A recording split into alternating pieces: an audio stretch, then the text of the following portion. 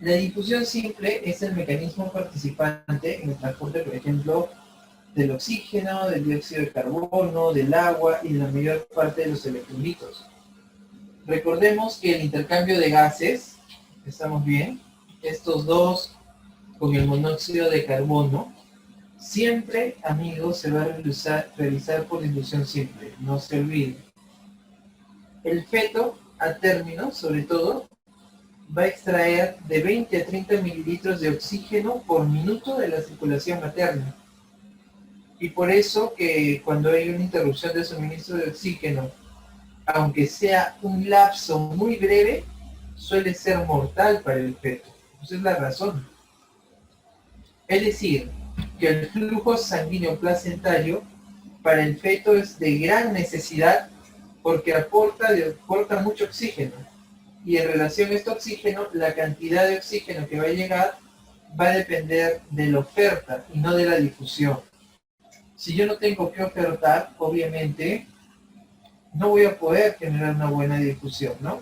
Entonces todo depende mucho de la oferta, todo depende justamente de esa relación existente entre lo que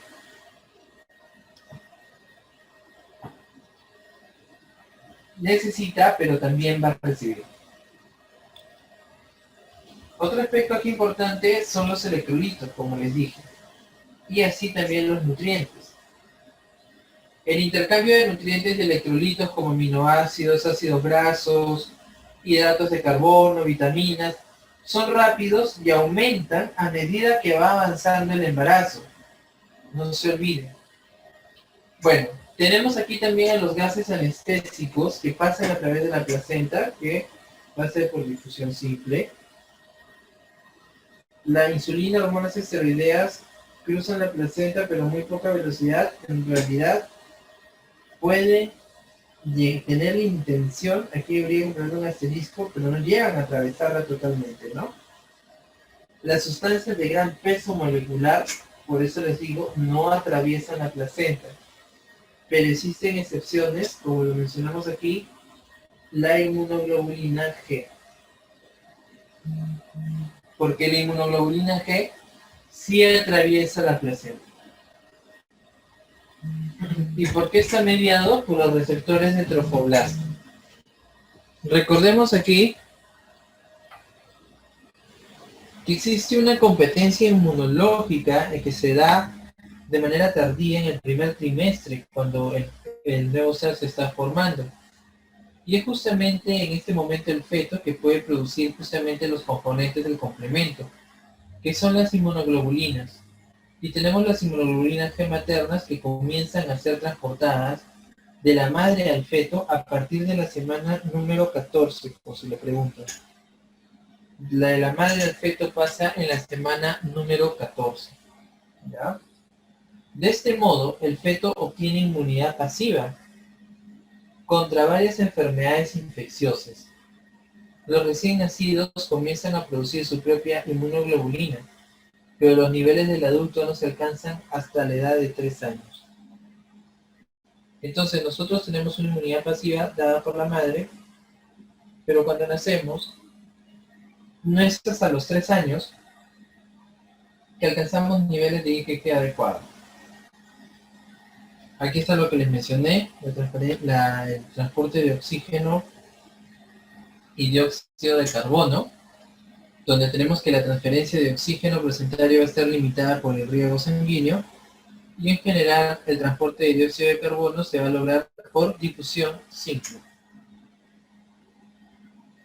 Tenemos lo que vendría a ser la afinidad, una placenta permeable, y todo esto va a estar justamente relacionado con lo que vendría a ser la relación de sangre materna y la sangre fetal, ¿no? Cuando, por ejemplo, existe una sangre fetal menor, existen mecanismos de compensación que buscan favorecer esto, ¿no? Ya sea mecanismos de hiperventilar o hipoventilación. Existe también transporte selectivo y difusión facilitada.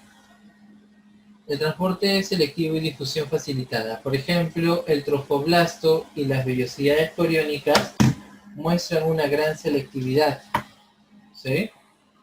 La concentración de estas sustancias que muchas veces no van a estar sintetizadas por el feto, va a ser muchas veces mayor en la sangre fetal que en la materna. ¿Ya? Otro aspecto, por ejemplo, ahí tenemos el ácido ascórbico.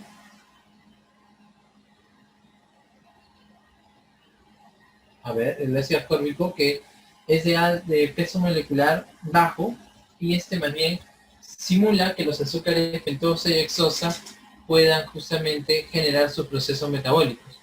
La concentración de ácido ascórbico siempre es de 2 a 4 veces mayor en el plasma fetal que en el materno. Luego de ahí tenemos la concentración del hierro, que en la sangre materna es mucho menor que en la del feto. ¿Ya? Incluso con una anemia materna grave por deficiencia de hierro, la masa de hemoglobina fetal es normal. ¿Ya? Recuerden eso.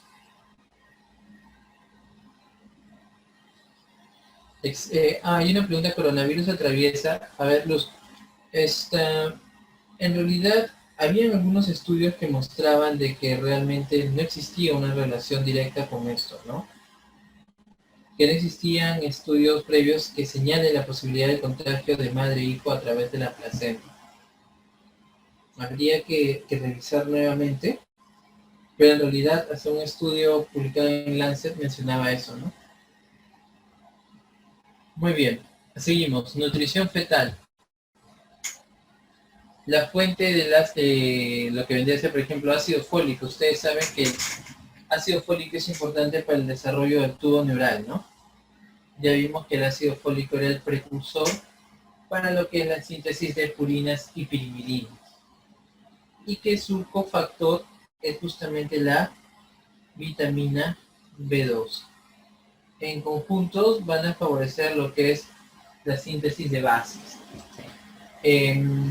Por ejemplo, si nosotros tenemos en consideración estos nutrimentos, vamos a poder reconocer que va a darse un proceso de formación correcto. Por eso, durante los primeros días que siguen a la implantación, la nutrición del blastocisto es importante y va a provenir del líquido intersticial del endometrio y del tejido materno circundante. Por ejemplo, en relación al ácido fólico, reconocemos que es de 0.4 miligramos por día las necesidades, y vamos a tener los depósitos de este en el hígado, en el músculo, en el tejido adiposo, ¿no? Y, por ejemplo, en el segundo trimestre, donde más vamos a encontrar lo que debería ser depósito de los mismos, es en el tejido adiposo. La insulina ya juega un rol importante, porque recuerden que desde la semana 20 ya debería empezar a sintetizarse. La glucosa y el crecimiento fetal. A mitad del embarazo, la concentración de glucosa va a ser independiente de la materna, y es más, puede rebasarla, puede superarla mucho más. Por ejemplo, la glucosa va a ser un nutrimento importante para el crecimiento y los requerimientos energéticos del feto. Hay mecanismos durante el embarazo para disminuir al mínimo el uso de glucosa materna, entonces de esta manera toda esa glucosa queda de reserva disponible para el feto. Miren qué interesante. Y también se cree que el lactógeno placentario humano, que es una hormona normalmente presente en abundancia en la madre, pero no en el feto, bloquea la captación periférica y el uso de glucosa. Entonces, de esa forma, optimiza el tiempo y promueve la movilización y el uso de ácidos grasos libres por los tejidos maternos, ¿no? Entonces, en otras palabras, todo lo que vendría a ser la reserva de sustrato energética necesaria queda viable para el nuevo ser. Queda a expensas de que el nuevo ser lo pueda utilizar, ¿no? El aporte de la glucosa va a ser a través de las membranas celulares y se va a lograr por un proceso de difusión facilitada. ¿Ya? No se olviden también. Eso sí ya lo sabemos también desde el cuadro anterior, ¿no? En la parte de física. Tenemos ahí a los famosos GLUTs, que son las proteínas transportadoras, y van a facilitar en particular la captación de la glucosa por la placenta, localizándose en la membrana plasmática del sincitio trofoblasto de las microvellosidades. Tenemos la relación de la glucosa, de la insulina y de la macrosomía fetal. Muy interesante, ¿no? Ustedes habrán escuchado justamente en los cuadros de diabetes gestacional lo que vendría a ser los eventos de macrosomía fetal, de que el niño nace con más de 4 kilos, ¿no? Por ejemplo, ¿no? Estamos frente a un evento de macrosomía. ¿Por qué se da? Porque existe un cuadro de hiperinsulinemia, que esta hiperinsulinemia fetal va a ser una fuerza impulsadora. Va a repercutir justamente para que pueda darse ese cuadro. También va a intervenir el factor de crecimiento similar a la insulina, así como el factor de crecimiento de fibroblastos. En consecuencia, lo que van a generar estos dos es que se dé un estado hiperinsulinémico. Entonces va a haber mucha mayor relación o concentración con lo que vendría a ser la relación de la insulina. Y va a tener concentraciones elevadas de factores de crecimiento, ¿no? ¿Y por qué es importante se dirán esto? Porque esto, amigos, hace que se expresen mucho más los GLUTs. Entonces, como se expresan más los GLUTs, ¿te acuerdan que la insulina, hace un ratito lo vimos, la insulina favorecía que los GLUTs se expresen, ¿no? Entonces, aquí hay un estado hiperinsulinémico. Entonces, la insulina va a hacer que los GLUTs se expresen mucho más. Y esto va a hacer que la glucosa ingrese mucho más. Y de esta forma promueve el crecimiento fetal excesivo. Interesante, ¿no? Todo dado por una hiperinsulinemia fetal. Pregunta de examen, ¿no? Es así de sencillo. Y ustedes ya lo saben porque lo acabamos de ver en endocrino, la relación de la insulina, cómo hace o favorece que se puedan expresar aún más los GLUTs y de esta forma genere lo que vendría a ser el crecimiento, pues, ¿no? Es lo que estamos ahí valorando. ¿Qué más? Tenemos a la leptina. La leptina, recuerden que se identificó como un producto de los adipocitos y es un regulador de la homeostasia energética. Este polipéptido también contribuye a la angiogénesis, hematopoiesis, osteogénesis, maduración pulmonar y funciones neuroendocrinas, inmunitarias y de reproducción. Durante el embarazo la madre, recuerden, el feto y la placenta van a producir leptina y se va a expresar en las células del sitio trofoblasto y las endoteliales vasculares fetales. Ahora, de la producción placentaria, que es el 5%, va a ingresar a la circulación fetal y el 95% se va a transportar a la madre, ¿ya? Las concentraciones anormales se han vinculado con los trastornos del crecimiento y con la preeclampsia. ¿Ya? Por eso es que esto también es importante. La preeclampsia es un cuadro asociado a hipertensión gestacional y puede tener una evolución tórpida y llevar hasta la eclampsia, en el cual ya va a poder tener hasta de repente un síndrome convulsivo. El calcio y el fósforo. Estos minerales van a ser transportados de manera activa al feto. En la placenta van a estar presentes y una proteína de unión al calcio va a estar justamente relacionado como con la hormona paratiroidea, ¿no?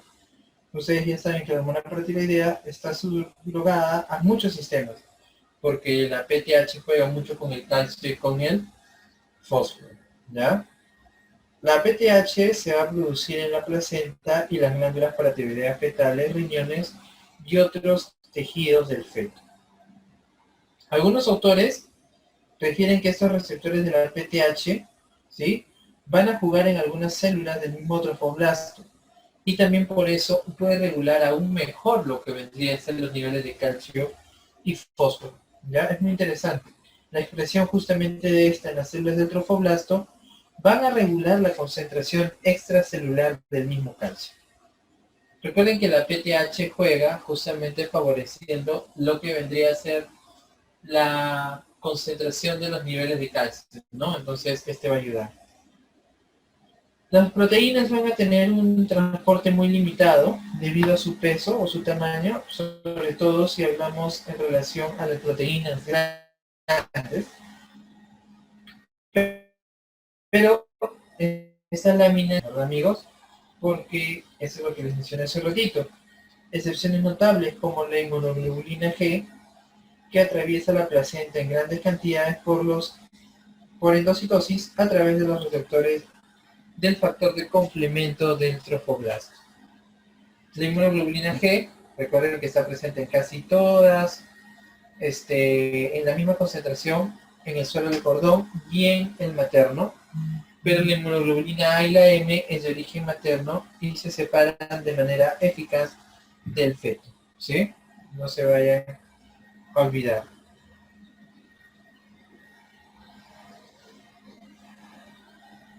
Seguimos, iones y oligoelementos. Aquí tenemos que reconocer lo que vendría a ser el metabolismo en sí. El transporte, por ejemplo, del yodo va a ser claramente atribuible a un proceso activo mediado por acarreadores o movilizadores de energía. Por ejemplo, la placenta concentra el yodo, ¿no? Y tenemos la concentración del zinc en el plasma fetal, que también va a ser mayor que en el materno. O sea, recuerden que cada uno de estos iones oligoelementos van a cumplir roles importantes en lo que vendría a ser los procesos de regulación homeostática. Tenemos, por ejemplo, el sodio, tenemos el cloro, el potasio, que esos juegan constantemente en relación al transporte de membrana, ¿verdad? Pero hay algunas características, por ejemplo, en el cobre en el plasma fetal es menor que en el materno, y por ejemplo esto es importante porque ustedes recuerden de que hay enzimas que requieren el cobre para el desarrollo fetal. Es más, en la misma celuloplasmina, que es para el transporte de hierro, se necesita, y necesita de cobre. Entonces, es muy importante reconocer esto, ¿sí? Que justamente respecto a la necesidad, miren cómo el cuerpo es sabio y por qué el cobre en el plasma fetal, de alguna manera u otra, tiene que verse regulado. ¿Por qué? Porque en un inicio va a ser menor. Entonces, es importante. Frente a la necesidad, como en este caso, va a existir un proceso de mediación, pero aquí sí el proceso es activo, no se olviden. Activo. Existe también desde el punto de vista de defensa, lo que vendría a ser el secuestro placentario de metales pesados. Por ejemplo, miren a las metaloproteínas, ¿no? Ahí se necesita otro blasto. Por ejemplo, esta proteína se une y secuestra varios metales pesados, incluidos el zinc, el cobre, el plomo y el cadmio. Imagínense cuando te ves expuesto a estos, ¿no? Recuerden, por ejemplo, que uno de los factores más asociados, por ejemplo, en gestantes, que no tienen cuidado y siguen fumando o expuestas en lugares donde están como fumadores pasivas, usted, por ejemplo, la fuente más frecuente de cadmio va a ser en el humo del cigarrillo, ¿no? Luego tenemos ahí a las vitaminas. Tenemos la vitamina A, que es el retinol, que es mayor en el plasma fetal que en el materno, y está unida a la proteína unidora del retinol y la prealbúmina. Tenemos la vitamina D, que es el ácido ascórbico, que es un transporte que tiene lugar de madre a feto por un proceso dependiente de energía mediado por un portador. Tenemos que la concentración de los principales metabolitos de la vitamina D, que ya saben que es el colecalciferol, incluyen el 1.25 hidroxicolecalciferol, que ya es la activa, ¿verdad? Y recuerden que este es mayor en el plasma materno que en el fetal. Ya saben que para esta activación se necesita la acción renal, ¿no? Con la 1-alfa hidroxilasa, ¿no? Que ayuda a que se pueda activar la vitamina D. Y es muy importante porque luego la vitamina D ayuda a que se absorba el calcio, ¿no? Ayuda justamente a que se pueda regular a nivel intestinal la concentración de calcio en el líquido extracelular. Entonces, hemos podido recapitular ahí muchos de los aspectos y para ir afianzando y cerrando esta parte, podemos decir entonces que la placenta tiene un rol muy importante estructural, metabólico, basal, de complemento y desarrollo, pero también es productor de hormonas, tiene una función endocrina, ¿no? Y dentro de esas hormonas tenemos hormonas proteínicas y de base esteroidea. Por ejemplo, tenemos la hormona gonadotropina coliónica humana, que va a ser una glicoproteína que estimule la producción de progesterona por el cuerpo lúteo. Vamos a tener al lactógeno placentario humano, que es una hormona proteica que induce la lipólisis y de esta forma elevan los niveles libres de ácidos grasos en la madre e inhibe la secreción de insulina. Entonces, de esta forma desempeña un papel en la diabetes gestacional. Y esta es considerada como la hormona del crecimiento del feto. Y tenemos luego la progesterona.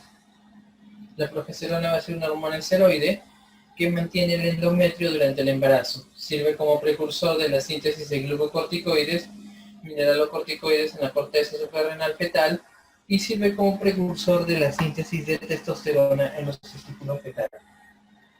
Recuerden que la relación hormonal, todo esto vamos a valorarlo hacia el final del cuarto mes, ¿sí? Y es que la placenta, por ejemplo, cuando produzca progesterona, lo va a hacer justamente con la intención de que puede existir un complemento y sostenibilidad en relación justamente a la falta de función del cuerpo lúteo, ¿no? Que ya estaría generándose una atresia en relación al mismo, ¿no?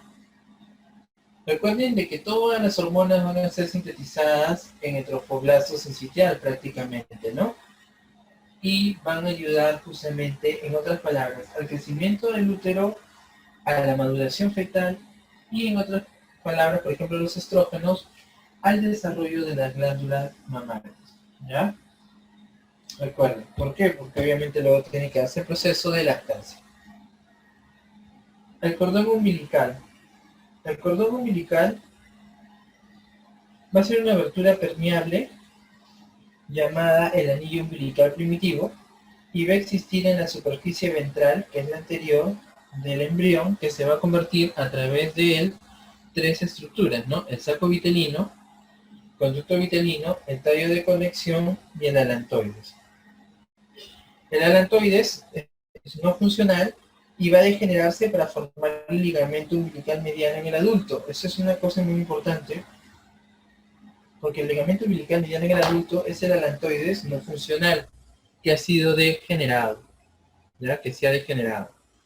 A medida que la amniocentesis se expande, la amniación va justamente a favorecer que el conducto vitelino tenga mucha mayor presión y de esta manera se conecta el tallo con el alantoides. Ya en la semana 6, el tubo del intestino va a conectarse y con él vamos a poder valorar lo que vendría a ser la hernia del saco vitelino, y a eso se llama herniación umbilical fisiológica, ¿no? Y esa hernia se reduce fisiológicamente, también es importante, lo vamos a ver en gastro cuando hagamos la próxima sesión, en la semana número 11. Ya el cordón umbilical definitivo a término es blanco perla y tiene un diámetro de 1 a 2 centímetros con una longitud de 50 a 60 centímetros de largo. Tiene una posición excéntrica y contiene las arterias umbilicales, ¿no? Que son la derecha y la izquierda y la vena umbilical izquierda, con el tejido conectivo del moco que se denomina jalea de Watt. La inspección física del ombligo en un recién nacido puede revelar un saco gris claro y brillante, y de esta forma podría indicar un falocele. Vamos a poder valorar la secreción fecal, que sería el meconio, y que justamente va a también poder presentar el famoso divertículo de Lilion, que es el de Meckel, ¿no? Entonces, estas situaciones de aquí las vamos a ver mejor cuando veamos gastro la próxima sesión, porque como muy bien hemos mencionado, debería existir un cierre completo del mismo, pero aquí les estamos mencionando que pueden existir situaciones clínicas cuando exista lo que vendría a ser, por ejemplo, fístulas, que son comunicaciones, o cierres inadecuados en el proceso de maduración. Aquí podemos ver en la imagen, ¿no? Lo que vendría a ser las arterias umbilicales y la vena umbilical, ¿no? En lo que ya vendría a ser la parte final del sistema circulatorio del feto, tenemos que reconocer aquí que el sistema circulatorio fetal va a representar o implicar tres shunts, ¿no? El del ductus venoso, por una parte, que está aquí como número 1, el del foramen oval y el del ductus arterioso. Recuerden que la sangre altamente oxigenada y enriquecida con nutrientes en el feto no viene por la arteria, ¿verdad? Pregunta de examen.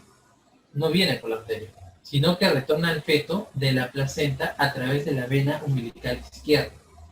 Por eso que pueden verlo de color rojo, ¿no?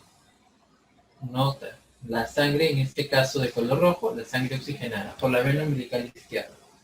De la vena umbilical izquierda, si se dan cuenta, siguen el trayecto, la sangre entra en el hígado, ¿verdad? La sangre va a entrar en el hígado, y ya aquí es donde la mayor parte de la sangre va a pasar por los sinusoides hepáticos, cursando a través del conducto venoso para entrar a la vena cava inferior, ¿no?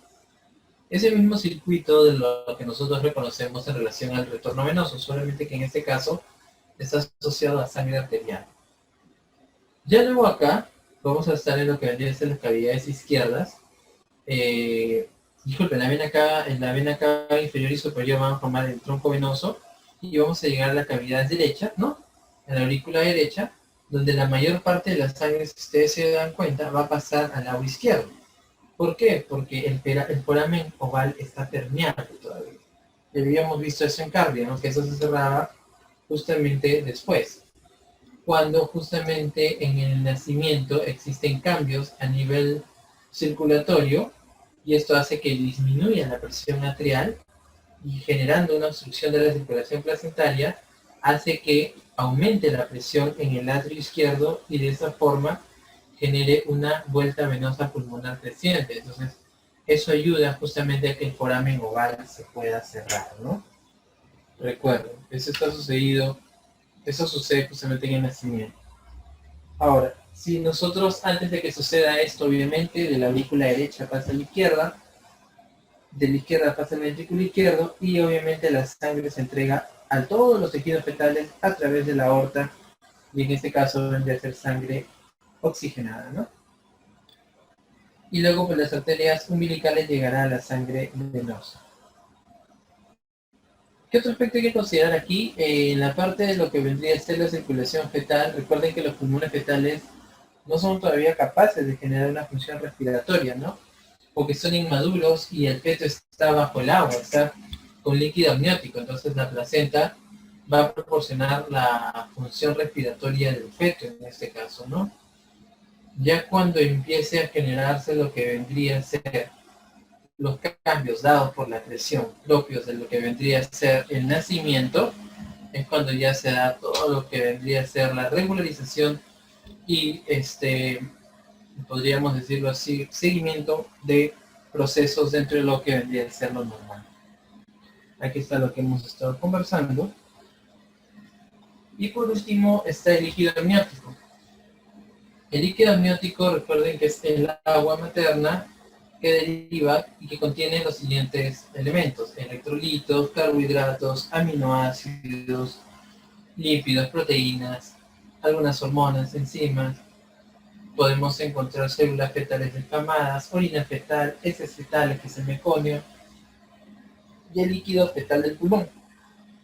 Este es muy importante porque es útil para la medida de la relación de la lecitina de esfingomielina. Eso es importante porque te ayuda a valorar la modulación pulmonar.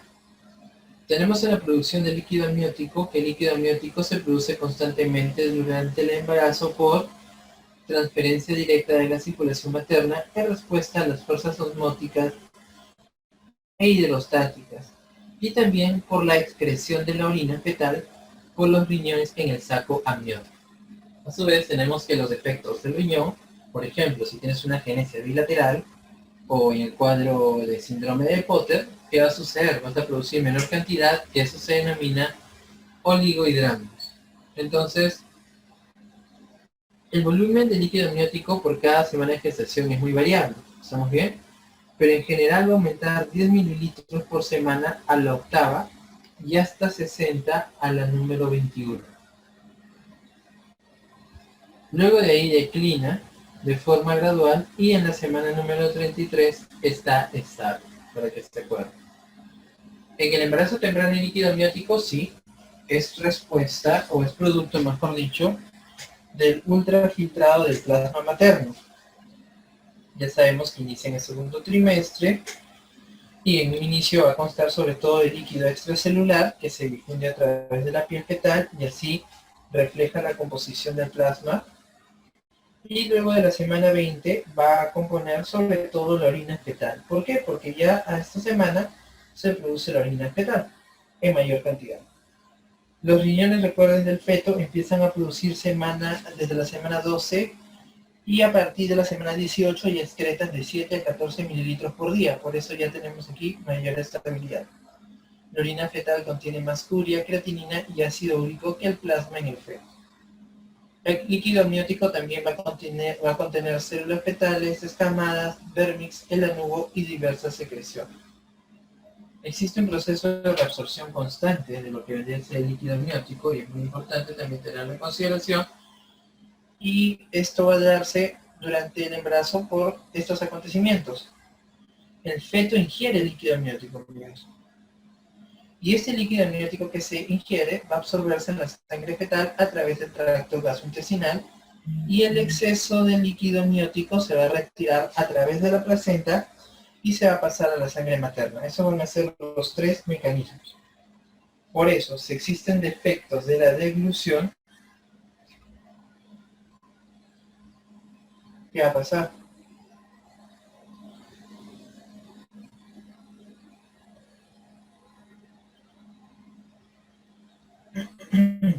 Por ejemplo, si hay atresia esofágica o defectos de absorción, por ejemplo, en atresia duodenal, van a resultar en polihidramia, ¿no? Porque ya no va a poder darse este proceso de reabsorción y de regulación. Por ejemplo, en relación a la cantidad de líquido amniótico, ¿estamos bien? En relación a la cantidad de líquido amniótico, sabemos que va a aumentar gradualmente durante el embarazo a partir de 50 mililitros en la semana 12 y va a llegar casi hasta 1 litro a término. La tasa de intercambio de agua dentro del saco amniótico a término va a ser de 400 a 500 mililitros por hora, con un flujo de 125 a 200, y se va a desplazar del líquido amniótico a la sangre materna. En el feto, a corto plazo, va a excretarse aproximadamente 500 mililitros de orina diariamente. Y esto es importante con lo que les dije hace un ratito, porque esto es lo que se va a poder excretar constantemente. Y principalmente lo que se va a poder valorar aquí es el agua, porque la placenta intercambia constantemente todos los desechos metabólicos. Y recuerden otro punto, que el feto ingiere aproximadamente 400 mililitros de líquido amniótico diario. Lo que les estaba mencionando, que si es que justamente existen problemas de deglución, vamos a poder verificar de que vamos a tener un oligohidramnios.